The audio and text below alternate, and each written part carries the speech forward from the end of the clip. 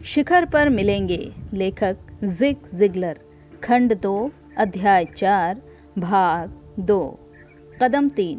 Horatio Elgar की कहानियां नियमित रूप से पढ़ें। प्रत्येक जाति, नस्ल व रंग के उन पुरुष व महिलाओं के जीवन चरित्र व आत्मकथाएं पढ़ें जिन्होंने जो कुछ उनके पास था उसे लेकर जीवन में कुछ महान कार्य किया और जीवन को अपना अंशदान दिया। अगर ये असंभव नहीं तो मुश्किल ज़रूर है कि कोई Henry Ford, Walter Chrysler, Abraham Lincoln, Thomas Edison, Andrew Carnegie, Booker T Washington आदि की जीवन कथाओं को पढ़े और प्रेरित ना हो।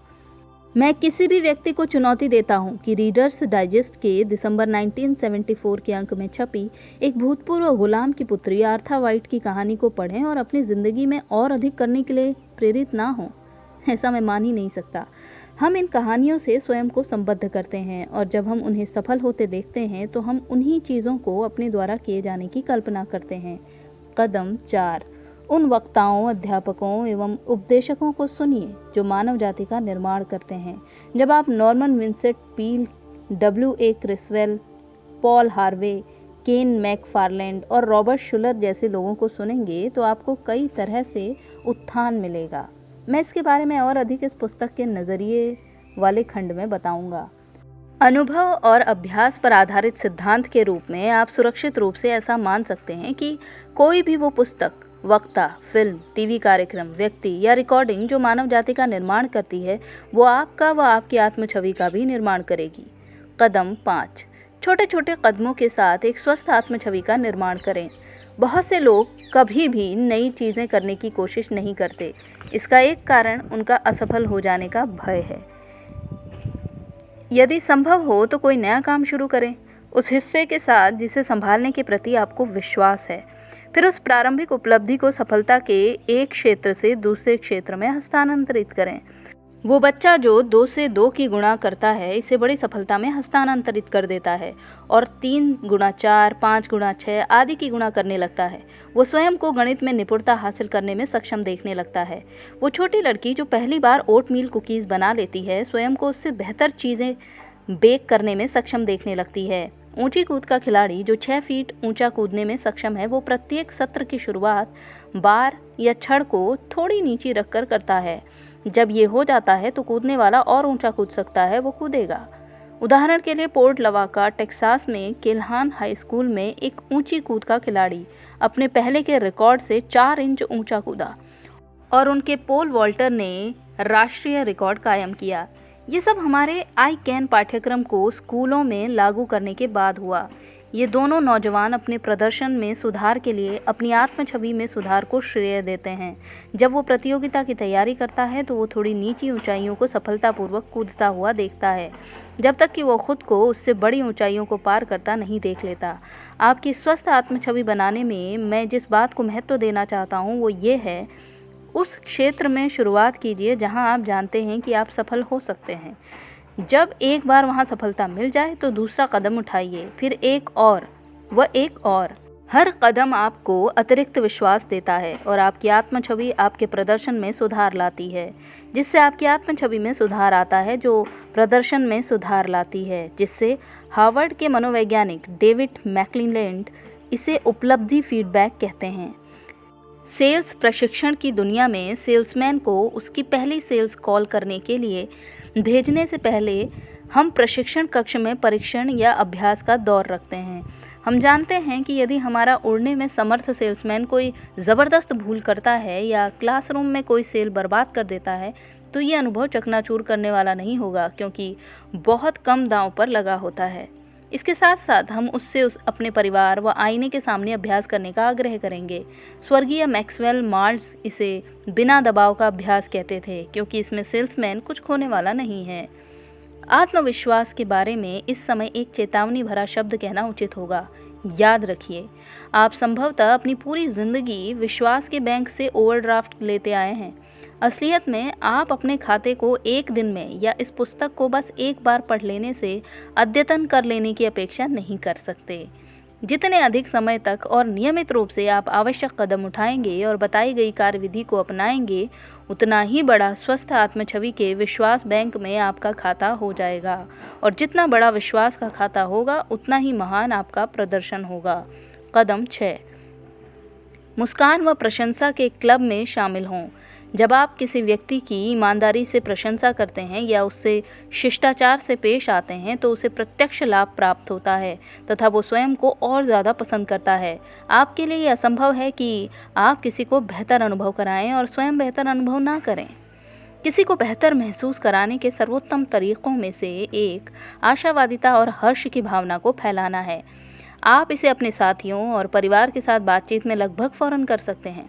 जब कोई कहता है कैसा चल रहा है, उन्हें एक बड़ी सी मुस्कान के साथ कहिए बहुत अच्छा, पर मैं इससे भी बेहतर होऊंगा। अगर आप इतना अच्छा महसूस नहीं करते तो ये कहना सुरक्षित है कि आप उस तरह महसूस करना चाहते हैं, और इससे भी अधिक सुरक्षित ये कहना है कि यदि आप उस तरह महसूस करने का दावा करते हैं तो आप जल्दी ही उस तरह महसूस करने लगेंगे।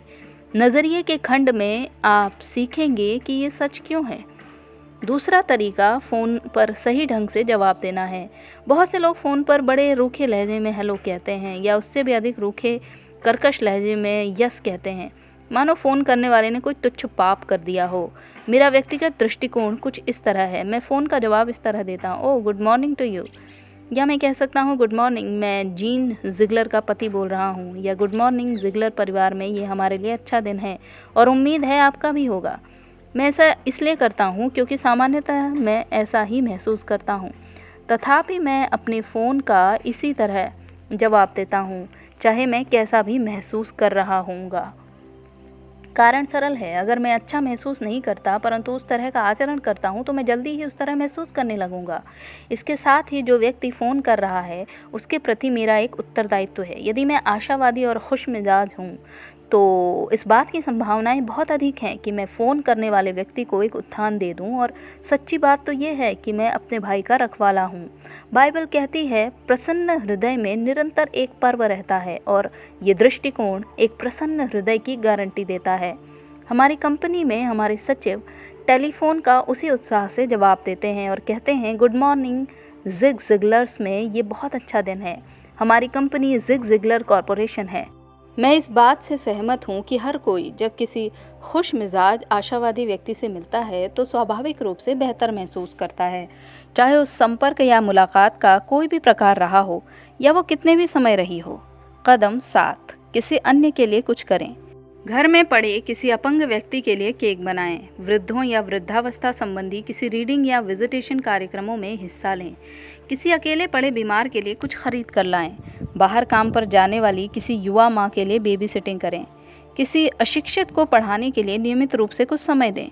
रेड क्रॉस के लिए स्वयं सेवक बने, या किसी छोटे बच्चे को स्कूल जाते हुए या स्कूल से आते हुए किसी खतरनाक चौराहे पर पार कराएं।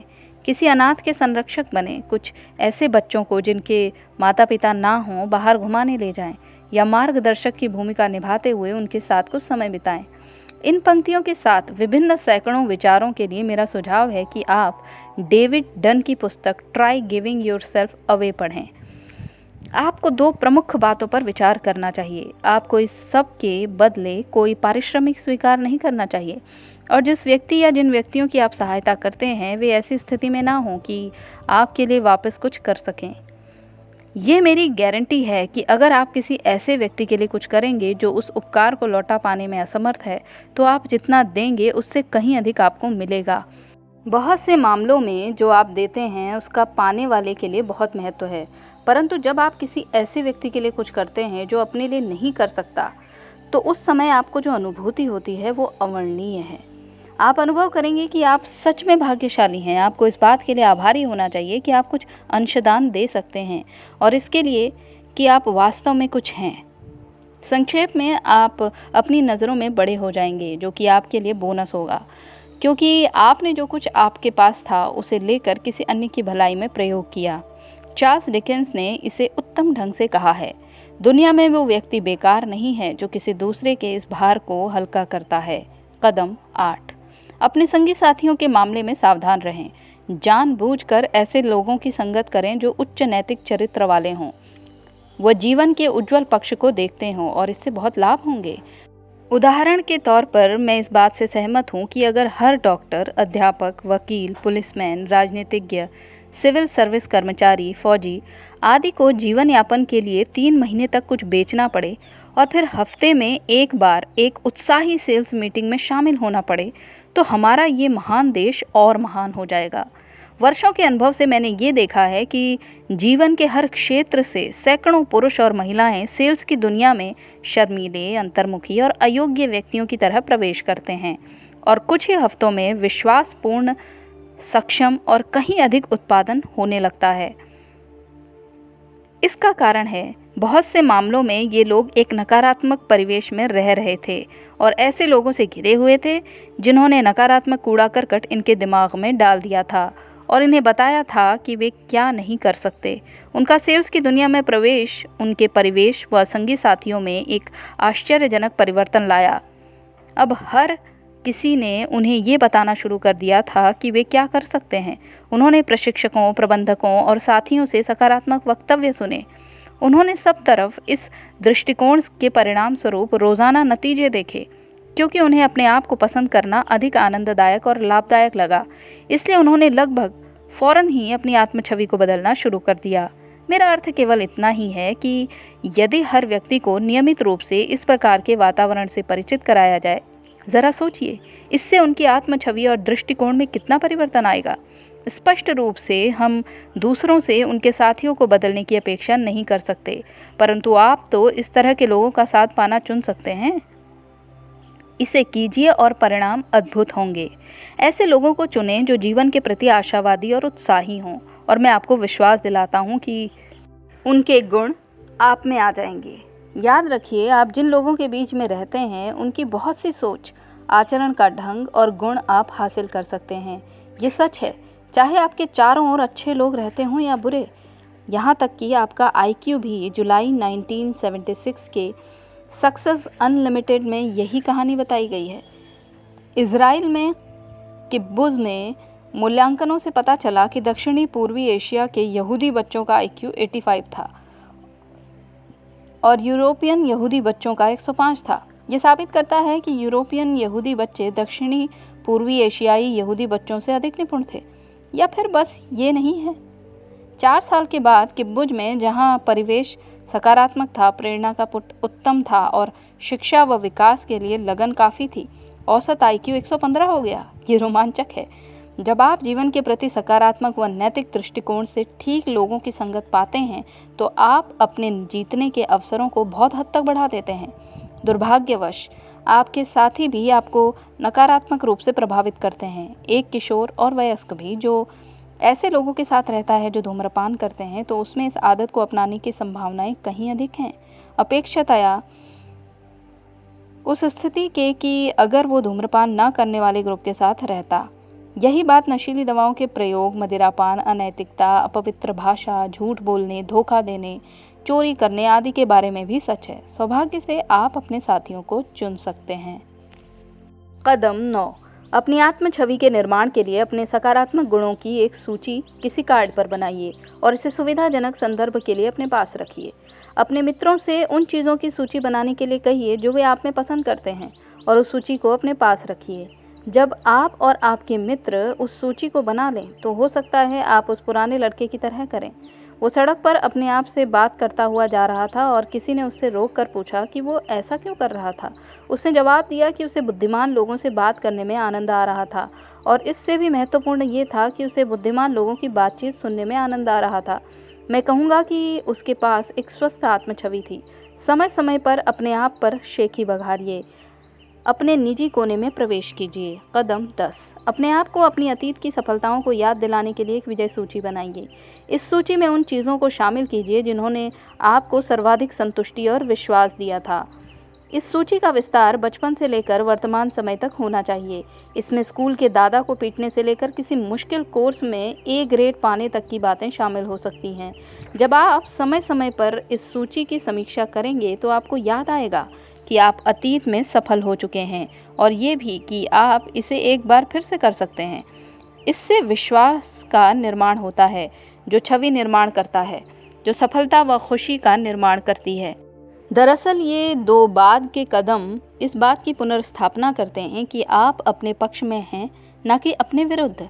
जब आप अपनी सूची बनाएं तो कृपया याद रखें कि जिस संतुलित सफलता के बारे में हम बात कर रहे हैं उसके लिए बहुत से गुण जो महत्वपूर्ण हैं वे शिक्षा संबंधी प्रतिभा चार्ट में दिखाई नहीं देते। अपनी विश्वसनीयता, डटे रहने की योग्यता और सेवा के लिए उपलब्धता की दृष्टि से सोचिए। इस तथ्य को स्वीकार कीजिए कि आप उतने ही ईमानदार हो सकते हैं जितना कोई अन्य, उतने ही विवेकशील हो सकते हैं और उतने ही लगनशील। जान लें कि आप भी उतनी ही मेहनत कर सकते हैं, आप भी उतनी ही प्रार्थना कर सकते हैं। ये भी जान लें कि ईश्वर आपको उतना ही प्यार करता है जितना किसी और को।